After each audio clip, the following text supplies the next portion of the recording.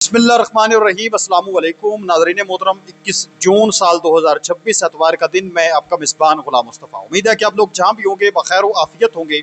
Switzerland पहुँचने से पहले ही ईरान ने बड़ा मैदान मार लिया है। ईरान ने एक बड़ी खुशखबरी हासिल की है नाज़रीन मोहतरम।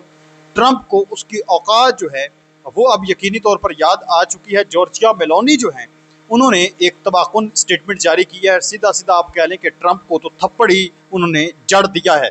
इस पर हम डिटेल के साथ जो है वो बात करने जा रहे हैं। रूस और यूक्रेन के हवाले से भी तशवीशनाक इतलात सामने आ रही हैं। आखिर पर इस पर भी हम बात करेंगे।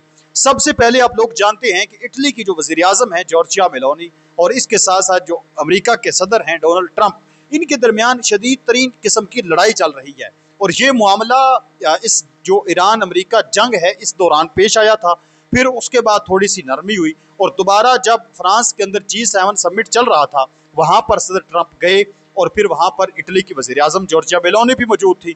तो ट्रंप ने एक स्टेटमेंट जारी की। अब जिन लोगों को पता नहीं है, मुख्तसर जो है वो सारा मामला शेयर करता हूँ। फिर जॉर्जिया मेलोनी ने अभी जो तबाकुन रिप्लाई दिया है ट्रंप को वो आपने सुनना जरूर है। नाज़रीन मोहतरम, मामला कुछ यूं पेश आया था कि ट्रंप ने मेलोनी पर तनकीद करते हुए बुनियादी तौर पर कुछ ये बातें की थी, जिसमें ट्रंप ने एक तो इल्ज़ाम लगाया कि अतालवी टीवी चैनल को इंटरव्यू देते हुए ट्रंप ने कहा और बाद में सोशल मीडिया पर भी ये दावा किया कि फ्रांस में होने वाले G7 इजलास के दौरान इतालवी वज़ीर आज़म जॉर्जिया मेलोनी ने उनके साथ तस्वीर खिंचवाने के लिए बार बार ट्रंप की मिन्नतें की।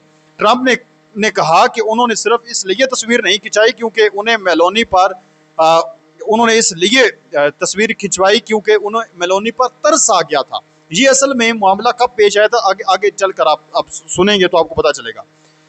फिर ट्रंप ने ताना दिया मेलोनी को। ट्रंप ने लिखा कि इटली में मेलोनी की मकबूलियत का ग्राफ तेजी से गिर रहा है। उन्होंने दावा किया कि मेलोनी उनके साथ तस्वीर इसलिए बनवाना चाहती थी ताकि वो अपनी अवाम में गिरती हुई मकबूलियत को दोबारा बहाल कर सकें और अपने सियासी नंबर को बढ़ा सकें। फिर असल मामला क्या था, वो ये था असल मामला जो है। ट्रंप ने शदीद नाराजगी का इजहार करते हुए कहा कि मेलोनी की मकबूलियत कम होने की असल वजह यह है कि उन्होंने ईरान के खिलाफ फौजी कार्रवाई के दौरान अमेरिका का साथ देने से इनकार किया था।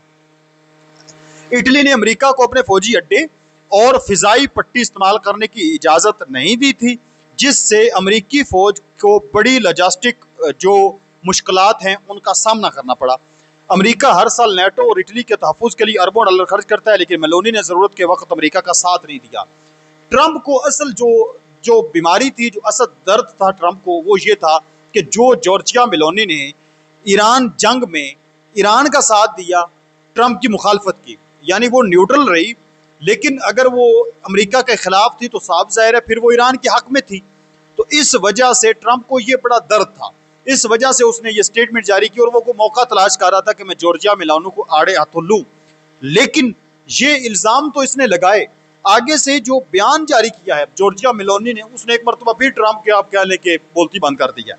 उसने कहा कि सदर ट्रंप ये मुसलसल और बिलावजह के हमले बेमानी हैं।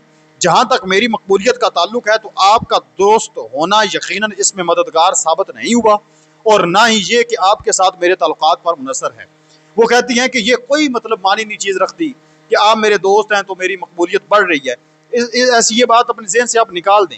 उन्होंने कहा कि मेरी मकबूलियत का निसार इटली के कौमी मफाद का दिफा करने की मेरी सलाहियत पर है और यही वो काम है जो मैंने हमेशा किया है। मैंने इटली में अमरीकी फ़ौजी अड्डों के हवाले से भी यही कुछ किया। उनका इस्तेमाल उन मुआदे के ताबे है जिनका हमने हमेशा एहतराम किया है और जब तक मैं वज़ीर आज़म हूँ इनकी खिलाफ वर्जी नहीं की जा सकती। इटली एक खुद मुख्तार मुल्क है। बहरहाल मेरी मकबूलियत से आपका कोई लेना देना नहीं। मेरा मशवरा है कि आप अपनी मकबूलियत पर तवज्जो दें। उन्होंने कहा कि आप मुझे छोड़ें कि मेरी मकबूलियत कम है या ज़्यादा है। आप जनाबे वाला अपने आप पर तवज्जो दें कि आपकी क्या सूरत हाल है। इस वक्त ट्रंप की मकबूलियत 80% तक गिर चुकी है। 80% लोगों ने बात-ए-एतमादी का इजहार किया ट्रंप के ऊपर इस जंग की वजह से। तो यही वजह है। उसने वाज़ेह तौर पर कहा है कि आप मुझे छोड़ें, अपनी खैर बनाएं। इसके साथ साथ नाज़रीन मोहतरम, ईरान ने एक बड़ा मार्का मार लिया है। स्विट्ज़रलैंड के अंदर जब ईरान ने जाना था, अब बड़े लोग हैं वो ये बात करते हैं कि देखें ईरान ने क्या उखाड़ लिया, कुछ भी ईरान ने नहीं किया, ये हो गया वो हो गया। एक उसने स्ट्रेट ऑफ हॉर्मुज़ को बंद कर दिया। आगे से अमेरिका की या उसके हवारियों की जरूरत नहीं हुई कि वो ये कहें कि जनाब इसने स्ट्रेट ऑफ हॉर्मुज़ को बंद कर दिया तो हम मुज़ाकरात नहीं करेंगे, बल्कि सूरत हाल ये है कि फर्स्ट टाइम ऐसा देखने को मिल रहा है कि खुद को सुपर पावर कहने वाला कंट्री, उसका वफद जो है वो पहले वहां पर पहुंचे है स्विट्जरलैंड के अंदर और ईरान का इंतजार कर रहा है, ये देखने अमली तौर पर कि मामलात कहां तक पहुंच चुके हैं।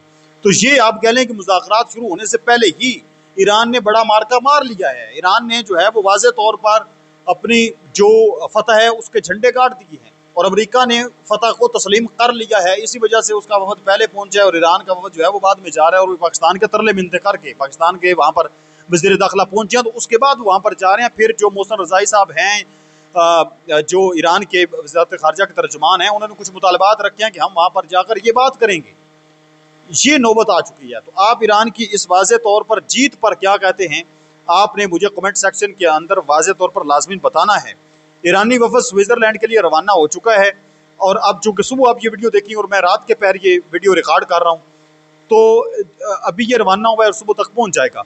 जबकि ईरानी मीडिया के मुताबिक अमरीकी मुज़ाकरात का कार जो जैरेड कुशनर और स्टीव विटकोफ हैं वो स्विट्ज़रलैंड के अंदर मौजूद हैं।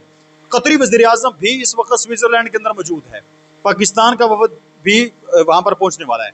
ईरानी वफद का जो नाम है वो मनाब 168 रखा गया है, यानी 168 जो स्टूडेंट शहीद हुए थे अमेरिका और उसके हवारियों की जानिब से मुश्तरका तौर पर जो हमला किया गया मनाब स्कूल के ऊपर, तो उसके नाम पर इन्होंने अभी मनाब 168 उसका नाम रखा है।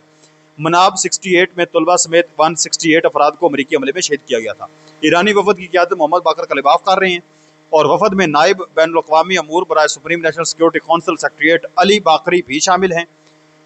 ईरान के मरकजी बैंक के गवर्नर अब्दुल अल नासर हमती भी वफद में शामिल हैं और नायब वजीर तेल हमीद बोरद भी वफद का हिस्सा हैं।